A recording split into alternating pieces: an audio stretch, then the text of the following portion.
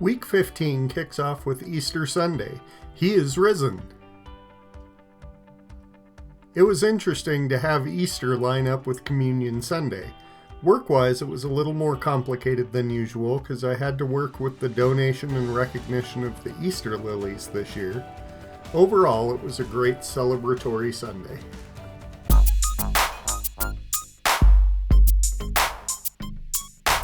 At home, before we could do anything, we had to try to get a good family photo. Always an adventure.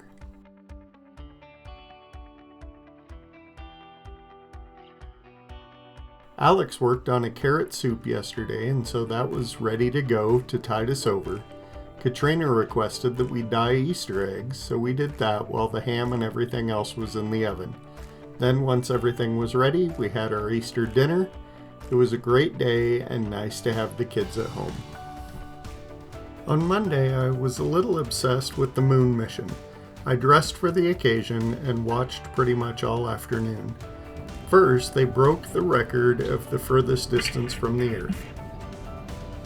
Yeah, from the cabin of integrity here as we surpass the furthest distance humans have ever traveled from planet Earth. We do so in honoring the extraordinary efforts and feats of our predecessors in human space exploration. We will continue our journey even further into space before Mother Earth succeeds in pulling us back to everything that we hold dear. But we most importantly choose this moment to challenge this generation and the next to make sure this record is not long-lived. Then they had a few hours to take high-definition photos of the backside of the moon. It was really cool to hear their reactions live. You're getting your first live look at Orion, the moon, and the Earth. Everyone in this picture. And this really beautiful view of a crescent moon and a crescent Earth. How great thou art. And then we did lose signal with the spacecraft for 40 minutes while they traveled out of view of the Earth.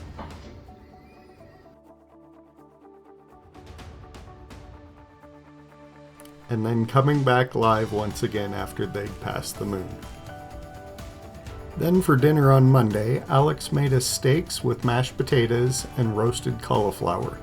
The cauliflower was prepped with garlic powder, paprika, and chili powder and turned out really good.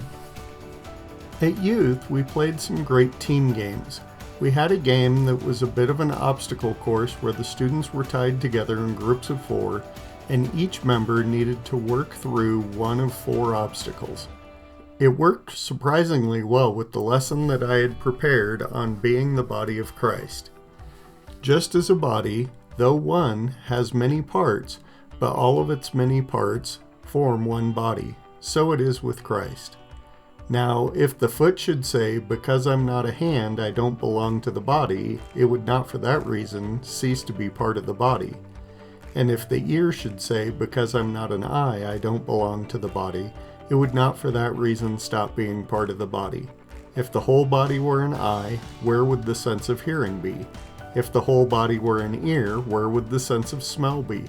But in fact, God has placed the parts in the body, every one of them, just as He wanted them to be. If they were all one part, where would the body be? As it is, there are many parts, but one body. We also played a game with jelly beans and pool noodles, and the team that got the most jelly beans through the pool noodle won. Again, a great example of the teamwork of being the body of Christ.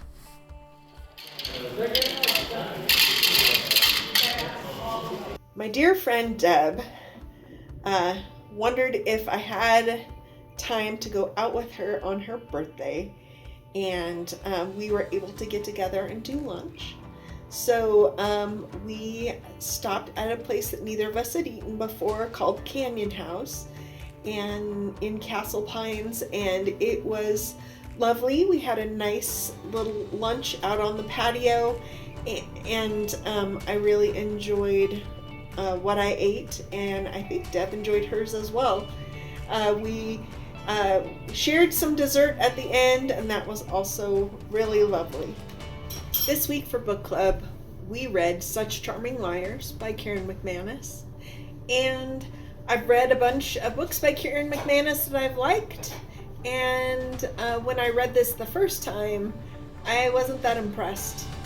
And so when book club chose it, I was disappointed. But I read it again, and I actually liked it better. I think the first time I read it, I was so caught up in not being sure how I felt about the characters. And this time I focused more on, I liked the characters, and then the plot was just kind of convoluted. It was a great discussion. I enjoyed, reading it again. I'm not sure, I guess it depends on how you feel about books, whether I would recommend it, but I ended up enjoying Such Charming Liars.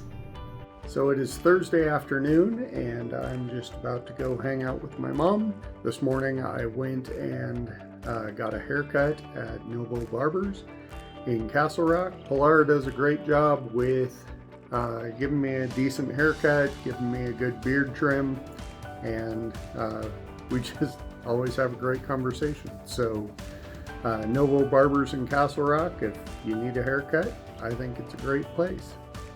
On the way home from the haircut, I took a different route. There's a construction area on our main road home, and I wanted to see what it looked like from the neighborhood below. They've moved a ton of dirt, hoping to make this section and intersection run more smoothly. I hope it does. Well, it kind of has to. This spring, we did our very own bracket at work, and it was called One Film to Rule Them All. And it was a lot of fun. We had a great time.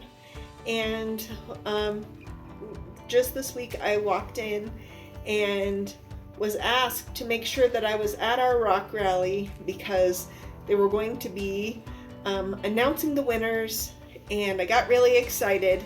It was a lot of fun, and I got 4th place. Thanks so much to Anthony, who put it together, Katie, who was his right-hand woman, and to Gwen and Amy, who helped with the presentation of the awards. 4th place was wonderful, and maybe next time I'll do even better. Anthony Lights. In 2nd place from YFS, she came in 1st last year, 2nd this year, it's Susan. And our final winner and champion of the One Film to Rule Them All contest, somebody that does know the value of the dollar, is Shelley Collins.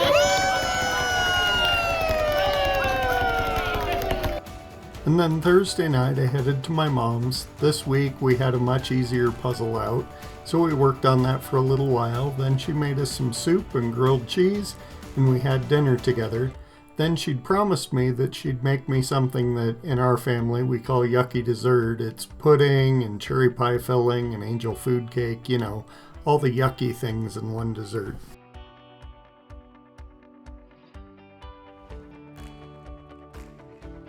Then on Friday we had our home group, but while we were at dinner I was watching the moon mission as they entered the atmosphere. And right as we arrived to a home group, we caught the splashdown. Because our state's 150th anniversary is coming up, and our country's 250th anniversary, our Archives and Local History Department put together a lovely exhibit, which is now on display in our building, talking about famous people that have come from Douglas County and important things in our history. I was super excited to see it and explore, and so if you're in the area, you should stop by and check it out. And Saturday started with going to the original pancake house on Bellevue for Trina's birthday celebration. I got a German pancake, which is a lot more tasty when you don't have to go through the process to make it.